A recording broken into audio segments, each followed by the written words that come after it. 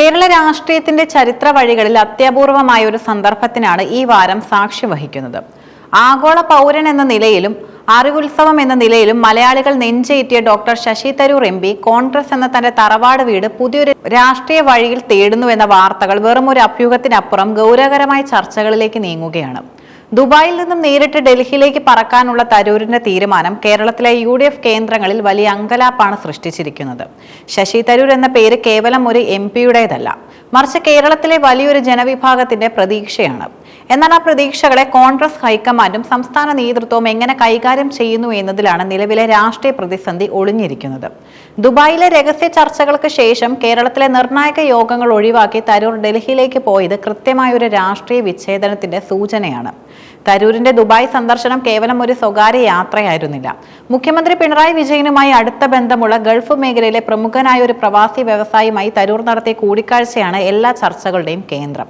ഈ ചർച്ചകൾ അങ്ങേയറ്റം ശുഭകരമായിരുന്നുവെന്നാണ് തരൂർ ക്യാമ്പിൽ നിന്നും ലഭിക്കുന്ന സൂചന. കോൺഗ്രസിനുള്ളിൽ താൻ നേരിടുന്ന നിരന്തരമായ അവഗണനകളും തന്റെ വികസന കാഴ്ചപ്പാടുകളെ നടപ്പിലാക്കാൻ പാർട്ടിക്കുള്ളിൽ ലഭിക്കുന്ന പരിമിതമായ അവസരങ്ങളും തരൂർ ഈ കൂടിക്കാഴ്ചയിൽ പങ്കുവച്ചതായാണ് വിവരം. സ്വന്തമായി ഒരു രാഷ്ട്രീയ പാർട്ടി അല്ലെങ്കിൽ ഒരു സ്വതന്ത്ര പ്ലാറ്റ്ഫോം രൂപീകരിച്ച് മുന്നോട്ട് പോയാൽ ലഭിക്കാവുന്ന പിന്തുണയെക്കുറിച്ചും അദ്ദേഹം അവിടെ വെച്ച് കൃത്യമായി ധാരണയുണ്ടാക്കി. കൊച്ചിയിൽ നടന്ന മഹാപഞ്ചായത്ത് പരിപാടിയിൽ രാഹുൽ ഗാന്ധി ശശി തരൂരിനോട് കാണിച്ച തണുപ്പൻ സമീപനം ഈ പൊട്ടിത്തെറിയുടെ പ്രധാന കാരണങ്ങളിൽ ഒന്നാണ്. പൊതുവേദിയിൽ വെച്ച് തരൂരിനെ വേണ്ട വിധം പരിഗണിക്കാതിരുന്നതും അദ്ദേഹത്തിന്റെ പേര് പരാമർശിക്കുന്നതും തരൂർ ആരാധകരെയും അദ്ദേഹത്തെയും വല്ലാതെ വേദനിപ്പിച്ചു. ACC അധ്യക്ഷ സ്ഥാനത്തേക്ക് മത്സരിച്ചത് മുതൽ പാർട്ടിയിലെ ഒരു വിഭാഗം നേതാക്കൾ തരൂരിനെ ശത്രുപക്ഷത്താണ് നിർത്തിയിരിക്കുന്നത്. ഹൈക്കമാൻഡ് നേരിട്ട് അനുനയ നീക്കങ്ങൾ നടത്തിയില്ലെങ്കിൽ ഇനിയൊരു മടങ്ങിവരവ് പ്രയാസകരമാണെന്ന നിലപാടിലാണ് അദ്ദേഹം. പ്രിയങ്ക ഗാന്ധി അദ്ദേഹത്തെ ഫോണിൽ വിളിച്ച് സംസാരിച്ചെങ്കിലും ഉറച്ച ഉറപ്പുകൾ ലഭിക്കാതെ വഴങ്ങേണ്ടതില്ലെന്നാണ് തരൂരിന്റെ തീരുമാനം. ശശി തരൂർ കോൺഗ്രസ് വിടുകയാണെങ്കിൽ അദ്ദേഹത്തെ സ്വീകരിക്കാൻ ഏറ്റവും കൂടുതൽ താല്പര്യപ്പെടുന്നത് ഇടതുപക്ഷ മുന്നണിയാണ്. ഇതിന് പിന്നിൽ മുഖ്യമന്ത്രി പിണറായി വിജയന്റെ കൃത്യമായ രാഷ്ട്രീയ ബുദ്ധിയുണ്ട്.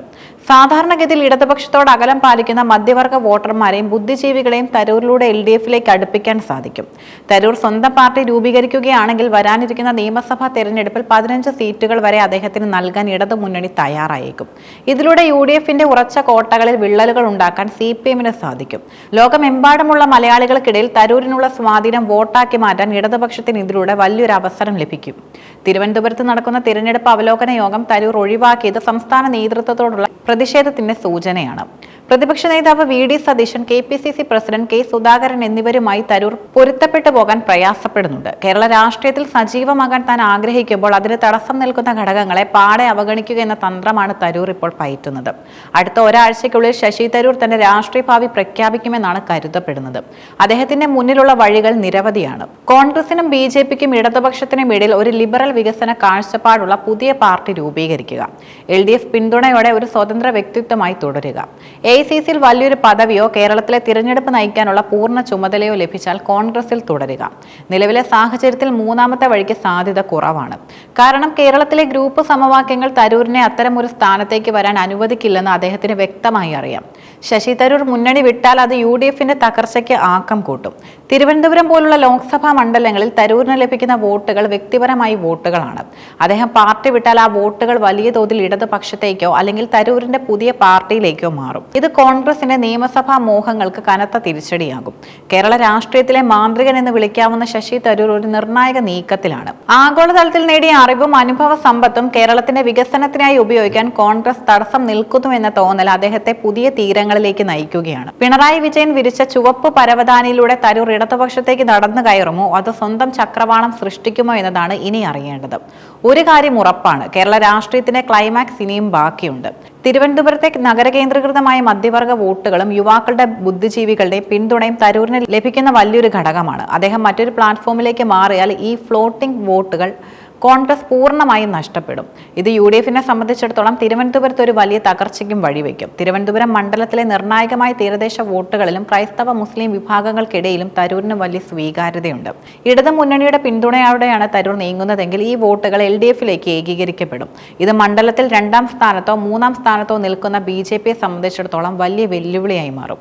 തരൂർ കോൺഗ്രസ് വിടുമ്പോൾ UDF വോട്ടുകൾ പിന്നിക്കുന്നത് BJP-ക്ക് ഗുണകരമാകുമെന്ന് ചില നിരീക്ഷകർ കരുതുന്നുണ്ട്. എന്നാൽ തരൂർ ഇടതുപക്ഷ ോടൊപ്പം ചേരുകയാണെങ്കിൽ BJP-ക്കെതിരെയുള്ള ഏറ്റവും ശക്തമായ പ്രതിരോധമായി അദ്ദേഹം മാറും.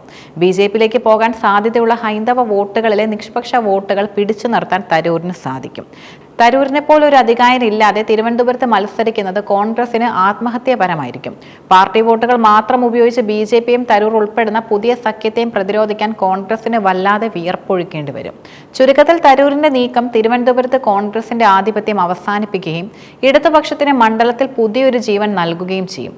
ഇത് വരാനിരിക്കുന്ന നിയമസഭാ തിരഞ്ഞെടുപ്പിലും തലസ്ഥാന നഗരിയിലെ സീറ്റുകൾ പിടിച്ചെടുക്കാൻ LDFനും വലിയ കരുത്താകും.